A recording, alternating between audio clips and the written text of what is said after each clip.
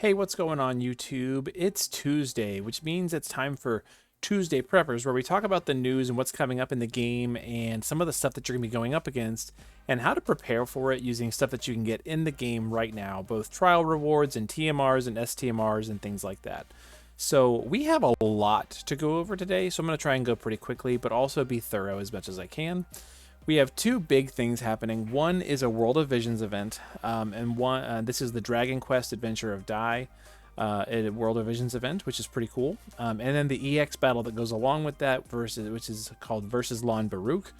And we're going to go into each one of those and talk a little bit about what you need to be ready for. So if you've never done a World of Visions event before, we've done about 3 of these so far, I think. And this one is unique. It's like the Xenogears battle that we had before, where you can get a shared rank 1 if you just perfect score every fight. But even if you don't perfect score every fight and you're within what rank 1 of 1,000, you're going to get 10,000 lapis as a reward. So this is a really good one to push for and try and work really hard to get as far as you can, because 10,000 lapis is a lot. If you can get that 1 to 1,000 rank, you're also going to get 2,000 dark matter, 10 unit of choice tickets, 5 NV/Rainbow EX tickets, 100 STMR tickets, and 1 TMR Moogle. That's 100%. In this event, we're also going to be able to get a bunch of craftable items. The Dark Armor Spear, which is not a spear, it's actually an armor. We're going to be getting the legendary Dragon Knight ability, the Mirror of Shahal, which is a kind of a neat accessory, one that I think most players are not going to want to miss. An ability called the Bonds of the Disciples of Avan, and the Vortex Axe upgrade for the Crocodile unit that we have right now. So let's talk a little bit about each of those. The Dark Armor Spear is an armor that is for spirit users. It's for magic tanks. It does attack 63 and spirit 83, which is kind of low for what it is. I mean, attack 63 is not terrible, but I mean, there's better stuff out there. But one thing that is nice about it is the fire, ice, water, wind, earth, light, and dark resistance. That's 20% for everything, which is kind of cool. As well as attack and spirit, true double hand 50%, which is kind of a rare combination. And spirit, true double hand on a chest piece is pretty neat. So there you go. And then, like I said, the Mirror of Shahal is an accessory that I think a lot of players are not going to want to miss. In a lot of ways, it's like the Reflect Ring that is time limited and a lot of people miss. But instead of being an auto cast Reflect, it's an active ability that you can cast, but it gives you 2 stacks of Reflect. So it's going to bounce 2 spells off of you, which is pretty neat. You know, it's technically better than casting Reflect off of Carbuncle or a spell or something like that. So having 2 stacks on an active ability is kind of neat. Also comes with Reasonable Magic 55 and Reasonable Spirit 55, as well as Physical Magical Demon Killer 50% on an accessory. That is pretty rad, so you definitely want to craft those and don't miss them. The Legendary Dragon Knight 5 ability is 750 to 4 stats, attack, defense, magic, and spirit, only for Dragonquest units, which is nice. A lot of players are probably only going to have the Crocodile unit, which is just going to give him better defense and spirit and attack, which is, you know, it's decent for him. But if you do happen to get Dai or Baran or any of the other good Dragon Quest units, this is going to help them out as well. And then also Bonds of the Disciples of Avan 5. It boosts the modifier on racially locked physical and magical abilities, not limit bursts, and also gives a 180% self-targeted demon killer buff that you can potentially steal with Mastermind Zahn. It gives this buff to Dai, Mam, Pop, and Hyunkel, which is kind of neat. You can borrow that from them and share it with your party. So if you have Dragon Quest units, you definitely want to craft those, but these are less of a priority for players that don't have them, except everybody has Crocodile, so definitely craft it. You know, go for it. And then the last one, speaking of Crocodile, is his Vortex Axe gets upgraded to the Great Axe. It's a 2-handed axe. It boosts Crocodile's defense by 250, gives him 100% HP, and then gives all tank units 500 defense and equipment defense 100% when they're using an axe. And if you're equipping this, you are. So that's very good. Crocodile happens to be missing a little bit of equipment defense, true double hand. This helps him up with that. It also gives you an active ability that is 100% fire and wind resistance. That is an active, and it gets that to everybody on the party, and only physical tanks can use that. So kind of neat that it exists, and it's going to give some utility. So that's kind of cool. My issue with it is that it is a two-handed axe, and if you're tanking, you probably want to be wearing a shield most of the time, but there it is. Let's talk a little bit about World of Visions, though. It's very much like Dark Visions in that you've got these scores that you want to go for. To get a perfect score, you have to get a 100 hit chain, take less than 5,000 damage, have no deaths on your party, hit the boss with a weakness at least 6 times, and do maximum damage. For all of the fights except for the final boss, the damage requirement right here is 1 billion and 30 million damage. And then for the final boss, it's 10.7 billion. So there it is. Not terribly high. You know, it's the same as Xenogears was. And we're going to talk a little bit about how to gear for that and get ready for those fights in just a moment. Speaking of, here we are. So all of the bosses in this event are stone enemies, with the exception of Sigma, which is Stone Beast, Fenbren, which is Stone Demon, and Superior being Hadlar, which is Demon. And you can see on my screen, it says either PM, physical or magical, and then what element you need. So 2 light, some fire and ice, wind, and then 2 thunder. 4 out of 5 or 4 out of 6 can be used physical or magical, and then there's 1 physical and 1 magical. So you just want to bring units that are going to help you with that to make sure you hit that damage cap. And then finally, the EX battle versus Lon Baruch. It is a demon enemy weak to light, and you can use defense and spirit breaks, and the requirements are there as well. You just want to beat it to get the ticket. Use no items for a Gigantor card. Beat it within 5,000 or 5 turns for 3,000 lapis, which is, you know, the target everybody really wants, as well as the mystery crystal to get that for a party of 4 or less to get that. So a lot of demon enemies and a lot of stone enemies. We've talked about demon a lot, so much so that we're not going to talk a whole lot about it right now. The only one on this list we've never really gone after is the Scorn of Asura, and I'm thinking sooner or later I'm going to have to do that one on this series. So that will be coming sooner or later, but instead today we're going to do stone, because there are just so many stone enemies that we talked about. And we've done Stroper, we've done Archaeoavis, we've done Darksteel Destroyer. The one that I said last week was kind of fun that we had never done was the Scorn of the Great Explosion Festival for the Demon Axe. And while it's not a terribly good item, we're going to go ahead and go for it today and pick that up. But then also pay special attention to the TMRs and STMRs here. Wild Rose Furion in particular, Scanning Goggles from Eileen. Those are all very good for Stone Killer. So, like I said, we're going to go to the Scorn of the Great Explosion Festival, and here is the team that we are going to take to it.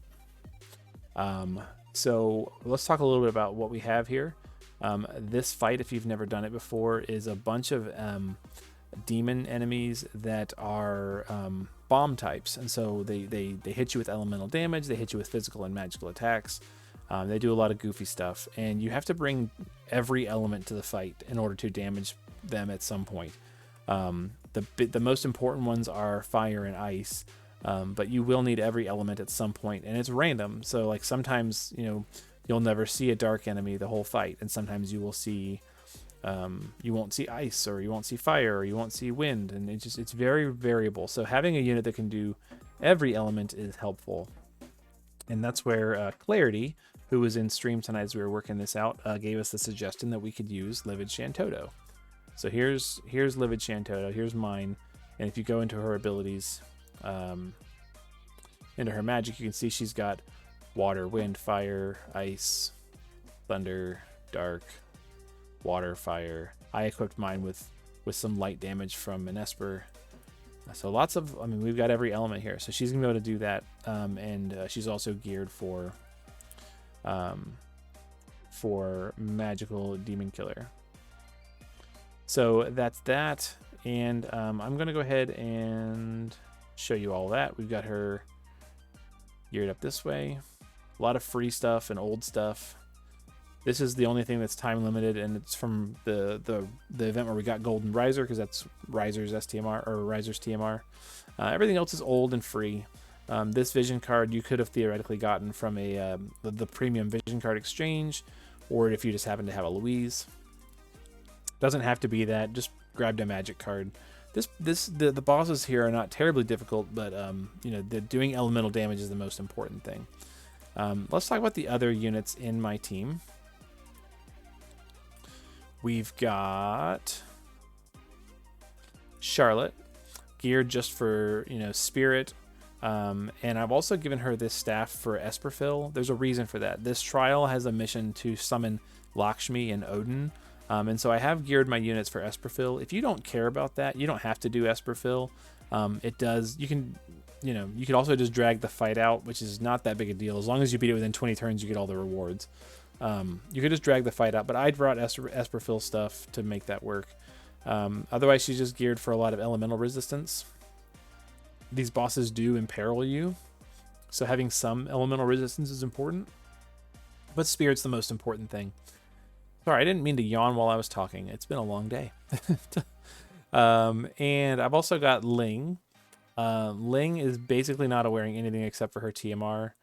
Not even a vision card. She's just going to be helping us with the Mirage stacks and some breaks and buffs and stuff like that. Not very important, but also helpful. These guys are going to be doing some chaining for us. They happen to have an elemental weapon that is not fire or ice, and that's to help us beat the bomb parents. So I gave them an earth gun and a Esperfill for what I'm talking about. We'll get there. This is really important though. For this unit, Rage Beast Roar, this is going to help get rid of the auto magic cover that they have, so that we always make sure that Charlotte jumps out in front instead. Okay. They've got the dual weapons and quad attack build setup. Yeah, it's important for what they're doing. Okay. And then we've got Waka. Waka is just going to apply breaks and imperils right away to every element, which is going to help us do damage to everything. And then he's also got some Esperfill.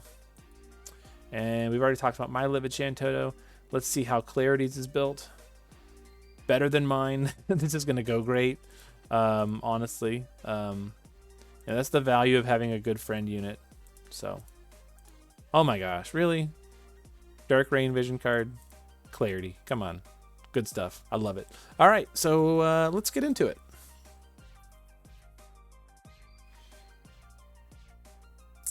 That's overkill, Clarity.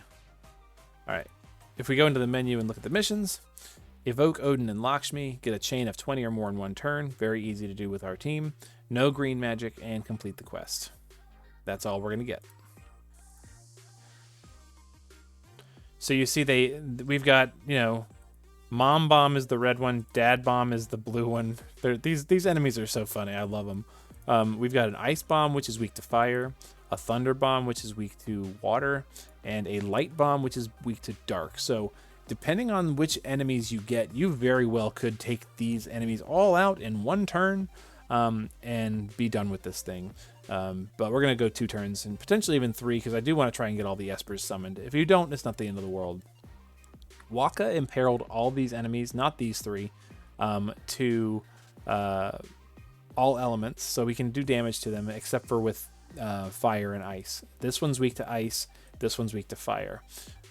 But this blue one also started the fight out by casting an evasion buff on itself. So we're gonna remove those Mirage stacks right now with Blitzball shot 4 times, which is also potentially gonna fill up Ling's limit burst gauge so that she can use some abilities. So we're gonna try and do that now.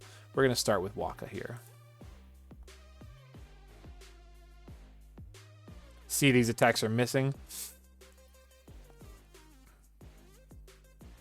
Okay, so Ling did get some LB fill. Hopefully that was enough. We're going to do triple.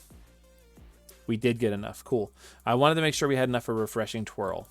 So we're going to do Disarming to break all the enemies, Transcendent just for mitigations, and Refreshing Twirl to give everybody Mirage stacks so they can avoid some of the incoming attacks on this turn.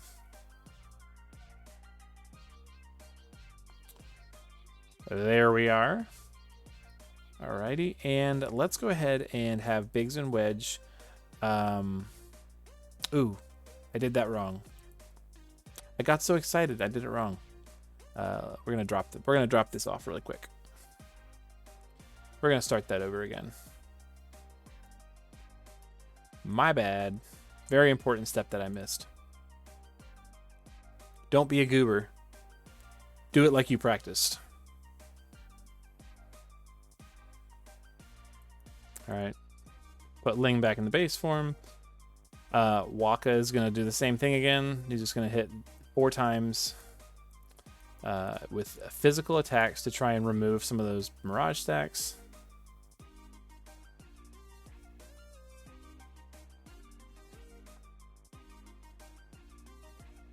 There we go. Biggs and Wedge are going to Rage Beast Roar on Waka to not remove any buffs from anybody else and remove their physical cover. Perfect. Charlotte is going to Attract Wall to draw any attacks that she can to herself, as well as use Knight of Knights to cover magic. Ling is going to Break, Mitigate, and Refreshing.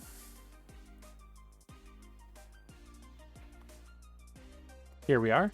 And our 2 Shantottos are going to use Lady's Double Cast, I've Lost My Temper, and Mana Font.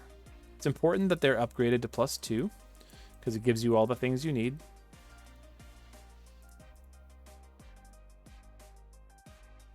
That unlocks a lot of really powerful spells that she can cast, which is good. We're going to be missing physical attacks. Some magics and stuff are going to be hitting Charlotte. She soaks up all the damage because she's a boss. And here we are. So we're going to do 2 casts of ice to hit the fire one. 2 casts of fire to hit the bottom one. First, Waka's going to cast Odin. There we go. Charlotte is going to actually... Oh yeah, we're just going to go ahead and do this. This might actually end the fight right now. We're going to... With mine, we're going to do 2 casts of ice and 2 casts of fire. And they're going to chain. So this is AoE chaining on everybody. And then Shantotto's capping. If anybody's left behind, Clarity is going to clean up after us.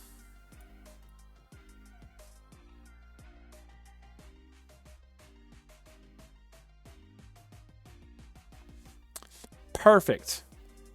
That was the best scenario possible. So we have 1 bomb left behind. That's not gonna do anything basically, and Clarity can clean this up on next turn. And so I'm gonna have Clarity guard. Ling is going to roll shift and use her LB to give everybody mirage stacks. Shouldn't matter, because all this bomb's gonna do is just imperil us this turn, which is not a big deal. Charlotte's just gonna guard.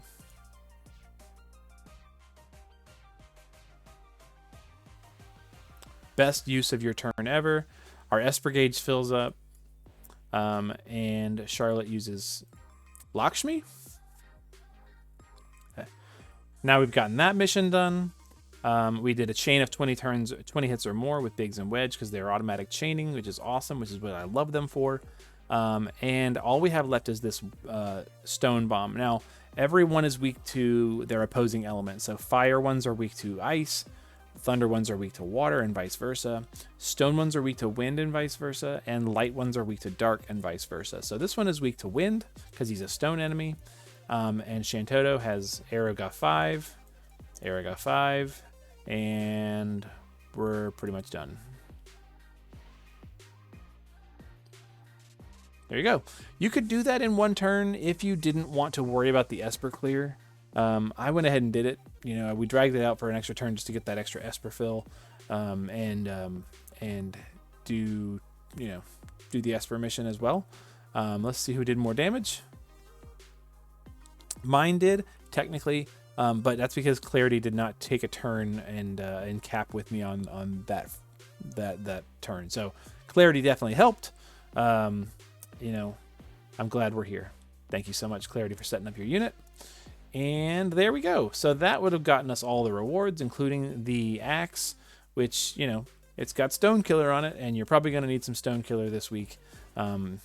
Even if it's not the best item in the game, it's available to you right now, which is why we do these videos. So that said, that's what we got right now. Hopefully this is helpful for you in getting ready for a big event on Thursday. And the best part about this event in particular is all of the levels of the World of Visions event are opening up on Thursday. Not having to wait until Saturday or Monday or anything like that.